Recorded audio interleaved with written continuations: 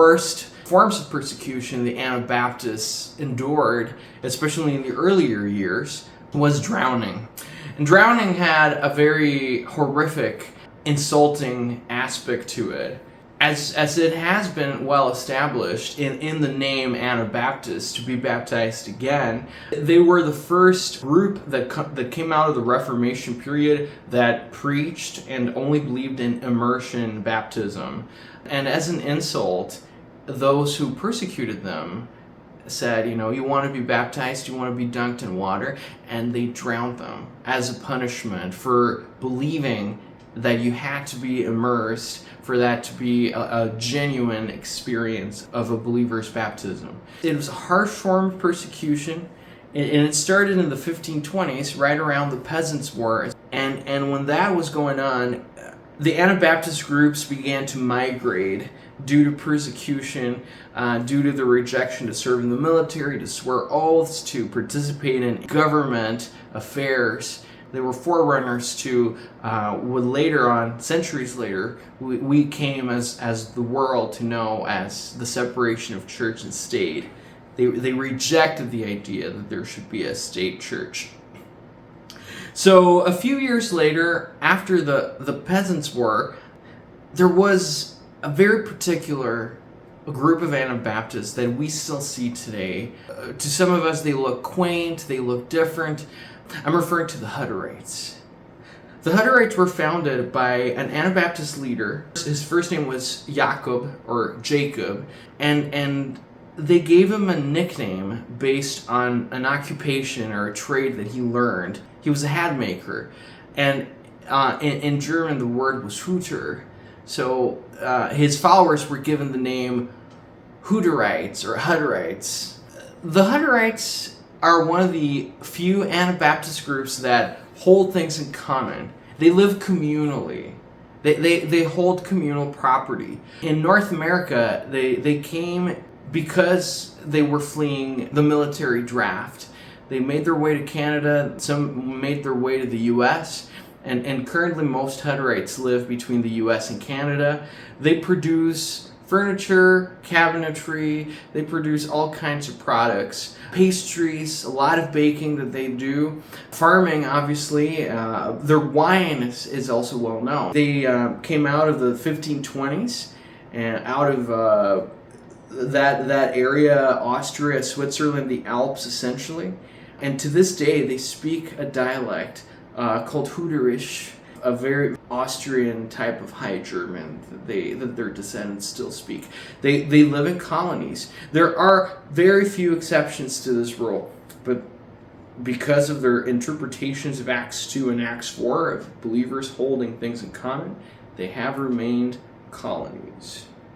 If we go back to Menno Simons' group, which was the most famous, arguably, out of the Anabaptist branches, we see a pattern of Eastern migration from Switzerland and Germany areas to present-day Poland, and then from there to present-day Ukraine, which was under the dominion of the Russian Tsar, who was at the time, we're talking about several generations. We don't have a lot of historical records for all the Anabaptist migrations.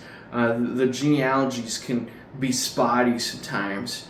But what we do know is that around 200 years later, give or take in the 1700s, particularly 1780s, 1789 especially was the year that the Russian Empress Catherine granted them a special legal status by which they could farm in the Russian Empire, present-day Ukraine.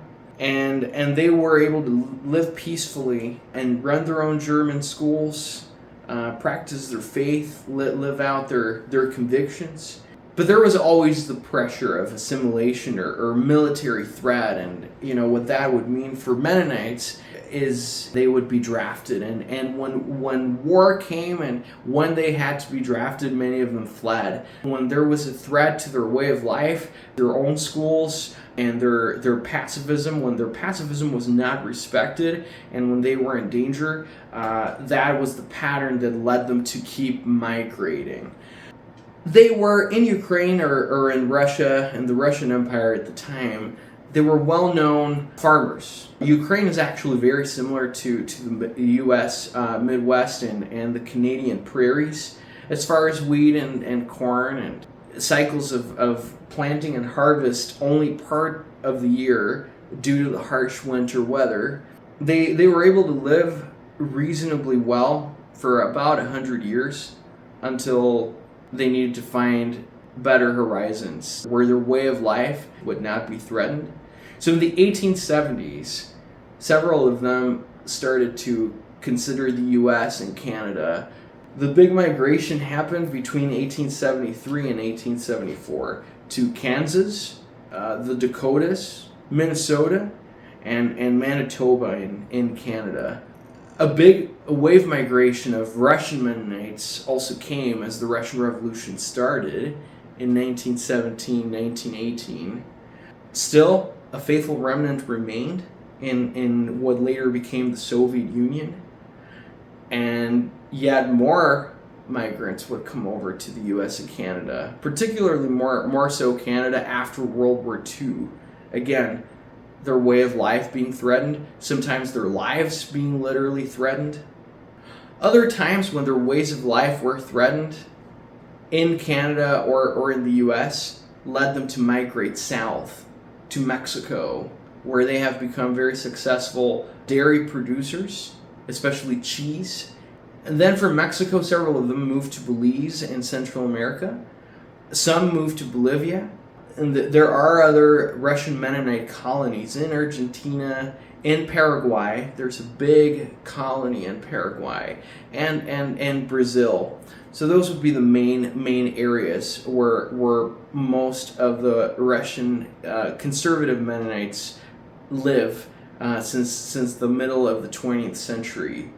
The more conservative ones tend to migrate south, especially Paraguay and Bolivia, to keep their way of life really simple. Sometimes without electricity. Farming techniques tend to be a source of controversy for simplicity in a lot of these groups.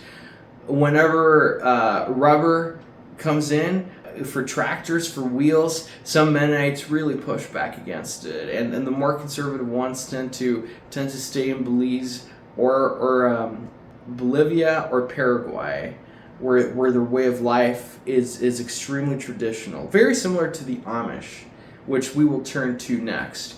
In North America, the Amish are very well known for their conservative dress, for speaking a high variety of German called Pennsylvania German, unlike the Russian Mennonites who speak Low German.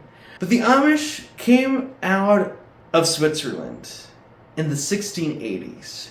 They were founded by Jacob Amann. From there, many of them migrated within the next few decades, actually in the 1700s, to Pennsylvania. Pennsylvania became home to the Quakers, Mennonites, the Amish, the Brethren. Some other Anabaptists from Switzerland kept the name Swiss Brethren. So many of them also settled in Pennsylvania. In North America today, the heartland of Anabaptist groups, all of these conservative Mennonites, Amish, Swiss Brethren, would find their home base in Lancaster, Pennsylvania. Lancaster County is widely considered to be the heartland of Amish country. Not only Amish, but several other Anabaptist groups. Why did the Amish emerge as a group? They kept splitting up as splinter groups based on church discipline. Their interpretation of a simple lifestyle led them to shunning those who disagreed with them. When Jacob Amann was gathering his followers, he didn't think that the Mennonites and the Swiss Brethren around them were forceful enough with the shunning or with other matters such as lying and disobedience were other issues that came up and that led to that breakaway that eventually became the Amish. You know, a lot of us love to hear World War II stories, but how many of us remember hearing about Mennonites in the crossfires of World War II? It's not a very well-known story, but essentially they were stuck if they were thinking about migrating, if their way of life was threatened, they just couldn't leave because of the war. But thankfully, groups of other Anabaptists, some who were already based in the U.S. and Canada, helped their kindred Anabaptists in Europe flee the Nazi controlled territories, or helping them to flee the USSR by an agreement between Mennonite organizations and the Dutch government. They would give them what they came to call a Menno pass, or a Menno card, to give them a safe conduct, essentially, between Nazi occupied territory and send them away on a ship to North America. And we might wonder, how did they vet them? Well, the vetting was relatively easy because due to the tight-knit nature of the Mennonite groups, especially Russian Mennonites, they all tend to share the same kind of German names, like Dyke, like Friesen, Klassen, Neufeld. And if they spoke Plattdeutsch, which is the Low German dialect of Russian Mennonites, that was an easy vetting process for them to get on the ship. And this story of migrating for the Anabaptist dream of peace, non-resistance, and brotherhood is how we got from the religious wars of the Reformation in the 16th century to today.